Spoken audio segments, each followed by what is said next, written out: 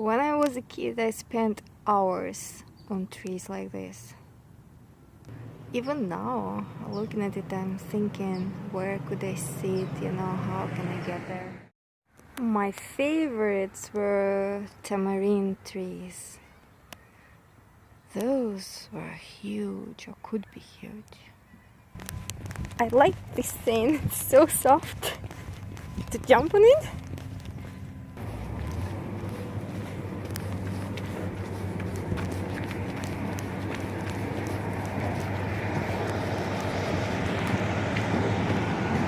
Here we go. These shrubs, they smell amazing.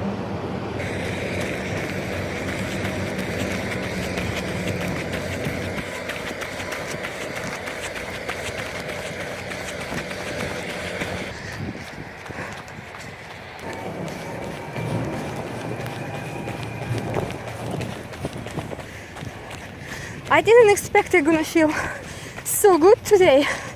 No pain whatsoever. So yeah, I don't want to stop to record a video today. Nothing new, same old path. I don't even believe they're gonna finish this year.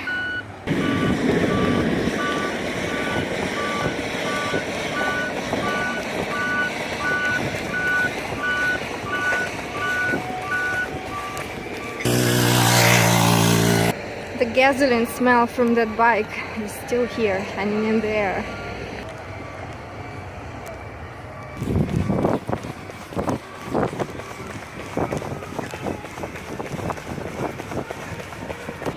Yesterday was one of those days when I ate only 2 types of fruits in 2 settings. So no seeds, I don't eat seeds every day. And I have no seeds. And this gives me very often additional physical lightness and energy next day. I don't need to overcome any sluggishness or slowness. But if I don't eat seeds for a while, I notice that my physical performance goes down. Not much, but a little bit maybe. And my psychological performance, like emotional readiness to accomplish complex tasks, goes up. But not for too long, for sort of a period of time. Where am I? For example, speeding up today is just so easy.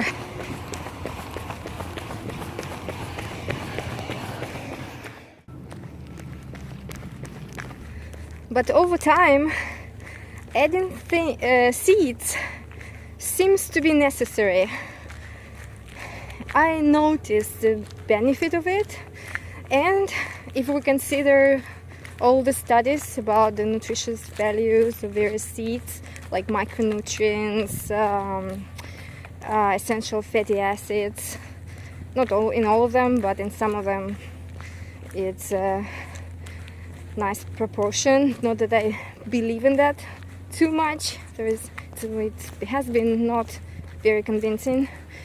Omega-3s to omega-6s and 9s and 7s, and of course protein.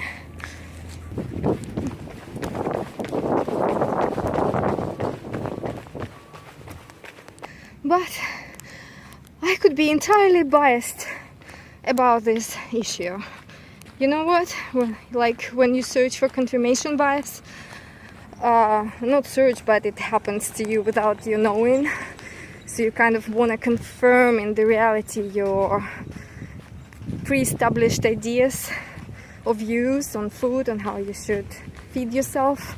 So it could go both directions. Maybe from one point it's just have been a huge coincidence that after eating just fresh juicy fruits only, I feel so good. Maybe because of the weather, maybe because I sleep better, on not so heavy stomach, or many other factors you can consider in that. On the other hand, if we read the results of the research, and it clearly states that some type of food is highly nutritious and you're supposed to need it in such and such quantities so and so often, you sort of start questioning yourself, what is happening if I don't do that? And you searching for, because of the fear, you're searching for confirmation that you didn't feel well enough, stuff like that. So it might be totally happening to me even after like over 20 years of my experimenting. I sort of doubt it on this point that it's actually happening. I think some of my observations are pretty close to be true, because people call me overly critical person. On the other hand, you see, I feel good doing that. I feel good doing both, actually. In some periods, I feel amazing, like normally in summers. In summer when I have like variety of fruit, which I love, and they are all ripe, and they're cheaper, and I don't feel guilty to eating a lot.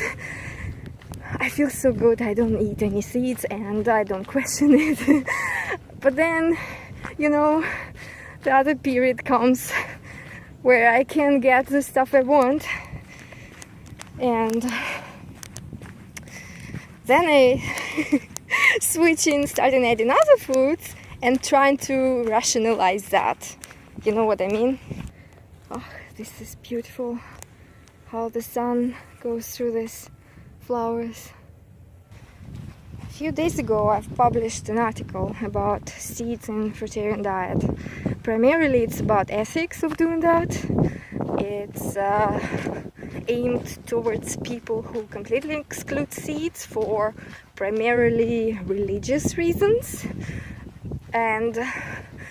But I also added, for the completeness of the article, of the argument, I added also the nutritious aspect of it. I hope some people someday will be interested. Well, I hope, but I don't really count on that, because ethics is not a very fun subject.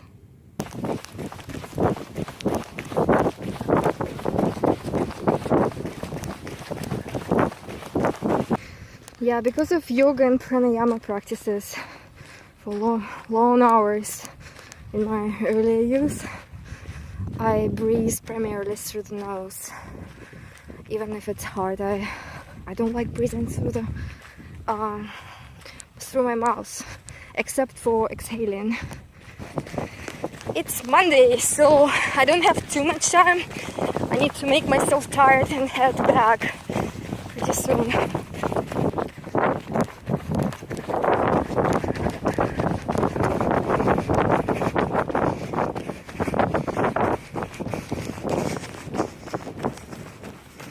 I'm in a small natural reserve again.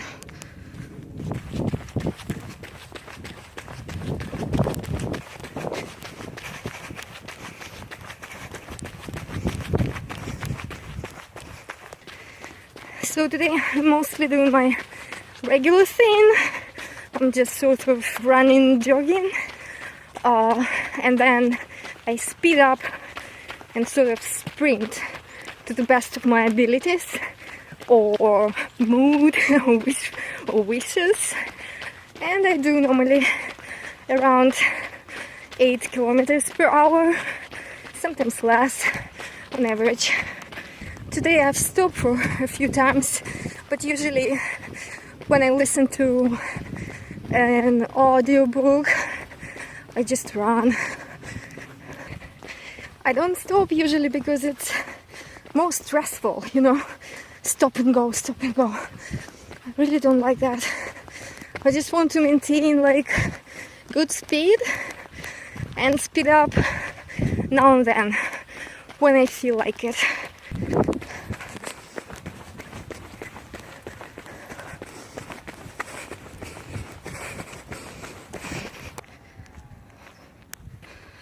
On the day when I run on average faster than 8 kilometers per hour, it means that I have way too much energy on that day, right from the morning. I run usually in the mornings only. Yeah, I rarely run in the evenings. I tried, I had periods like that, but it just didn't work for me because of the shower routine. So I train in the morning. First I make asanas, then I do some exercises for the stomach muscles. And by the way, it helps a lot for running. I don't know why, but it's just a miracle. Sometimes you don't want to run, then you train your abs and you feel completely different. So back to my routine. I like to have a shower in the morning, and I wash my hair, and my hair is long. It takes a while to dry it every time if it's not like very hot outside. So I prefer to accomplish all that, to finish with all that in the morning, then dress nicely and leave my day without even thinking about anything. And then by the end of the day, I allow myself to turn my thoughts on food and nutrition. Usually I drink something. I drink something in the middle of the day. Sometimes if I have an opportunity, if my schedule for the second part of the day is free, more or less, I don't have like important things to do, I can eat a watermelon, and then I eat in the evening. Normally I split it in 2 loads, if you will. Normally it's like one type of fruit only. Glycemic load around maybe 700.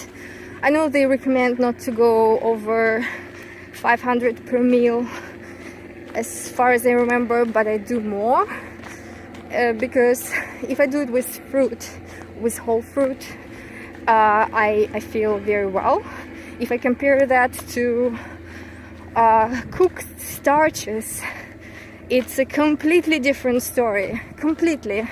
I don't understand how people don't feel that. They don't feel the difference about eating just a baked potato without any additions. Yesterday I listened to, I think his name is Plant-Based Athlete here on YouTube. He was saying that potatoes, you can get fat on potatoes only if you add stuff to them, like fat and maybe I don't know what else he mentioned. No, you can get fat on potatoes.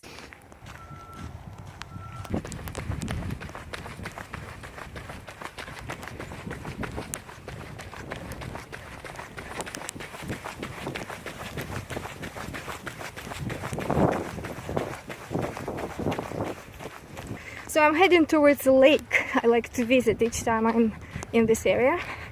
So back to my routine in the evening.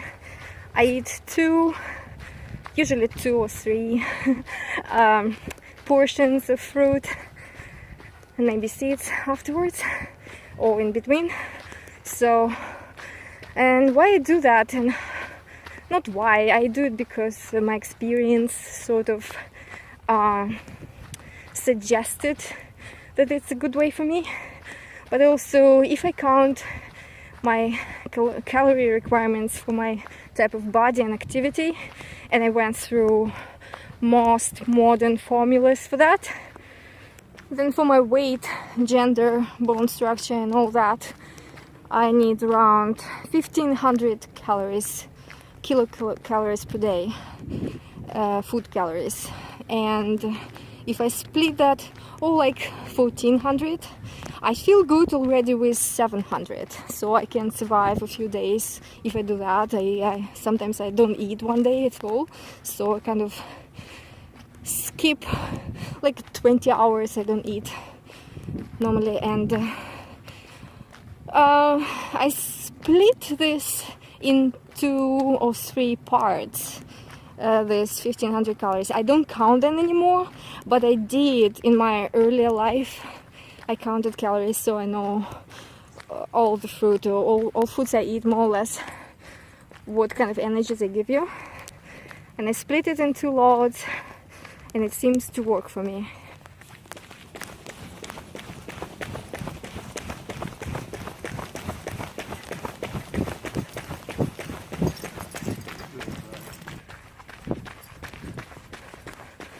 Okay, I'm very close to the lake now.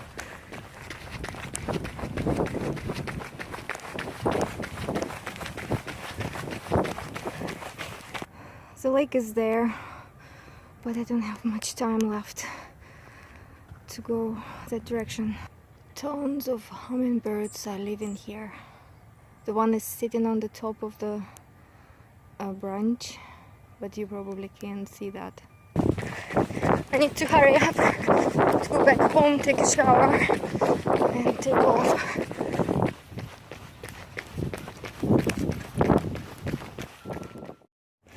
By the way, I never allow myself to go under 1500 calories more than 3 days. So, and even if I don't eat like 1 or even 2 days, it happens very seldom, but it did happen a few times. I normally take care that my brain receives enough energy, because your body can slow down your metabolism a little bit, but you always need your brain to function properly. And never go, if I eat, I don't go normally under 500 calories, just to give that basic supply. Also, if I undereat a day or 2, I try to eat a little bit more next days to let my liver together some sugar for my brain. Your brain is always working, even when you sleep. Because I speak Russian, I was able in my early 20s to research properly documents by a group of Russian scientists who experimented with caloric intake and calories coming from different types of foods, and they were able to sustain high levels of energy for long periods of time for grown-ups or grown-up men, bigger than me obviously,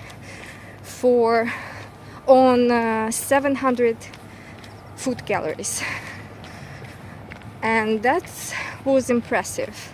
So I'm not that anxious to undereat too much, because 700 calories it's pretty easy to get from fruit, and I'm not worried about that. I also read tons of literature on fasting and scientific research on that, and exercised it myself, and I feel like short periods of fasting are very good for you. Also, I observed my cat and other animals, how they behave, and sometimes they don't eat. They give themselves some time to maybe rebalance something in their body, recover, have a rest, stuff like that. I obviously not in a position to give any advice of that kind to anyone. I'm just telling you how wonderful it works for me. Fresh food, not eating all the time, not eating too much, not eating too little. Simple things. Hi. Hi. Oh, look at these colors. Oh my gosh. This is awesome. I really want to try them. Of course I won't. I love this blue color on grapes sometimes, or on plums. Oh no, just look at this.